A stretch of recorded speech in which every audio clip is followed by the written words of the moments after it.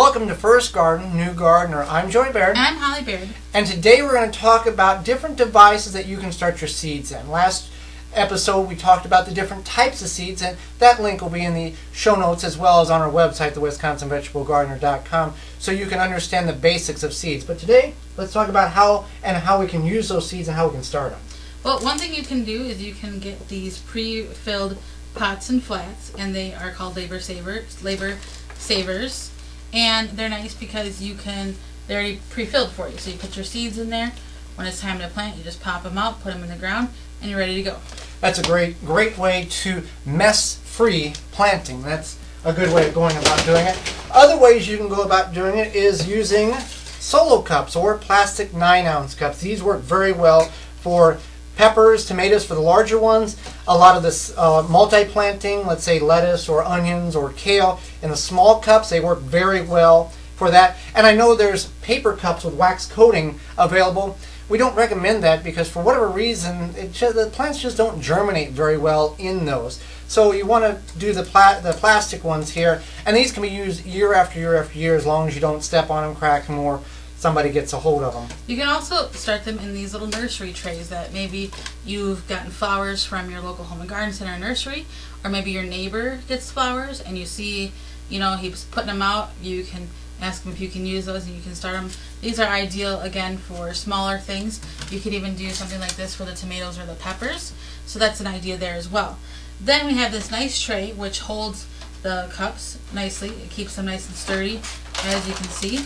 And we actually found these on the side of the road, but again, maybe if you buy something from your local nursery, you could take advantage of having these. Or if you go to your local nursery and see if they're throwing them away, maybe you can ask to get a couple of them. Now, what if I don't have plastic trays like that and I've got a whole bunch of solo cups? Well, you can raid your wife's cabinets and you can get some cupcake trays. Well, or maybe you can get them from like a thrift store or a yard sale or whatever.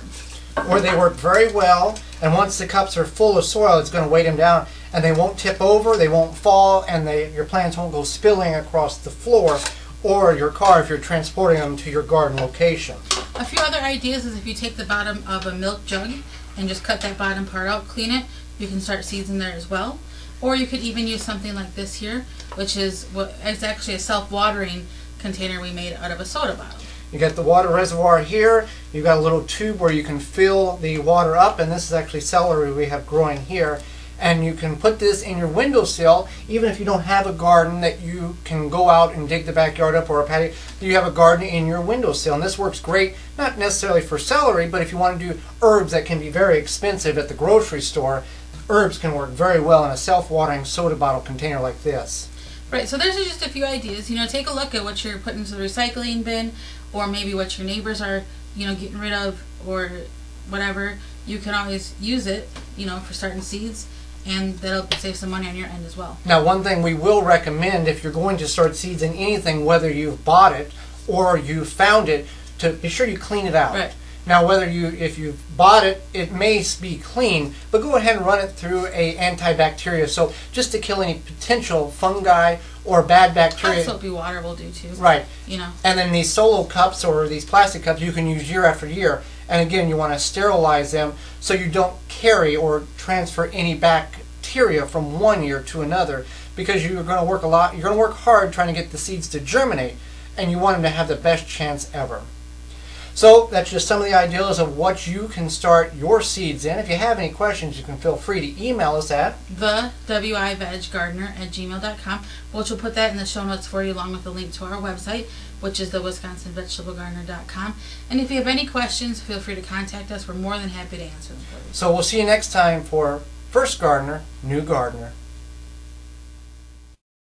For more information, please visit thewiveggardener.com.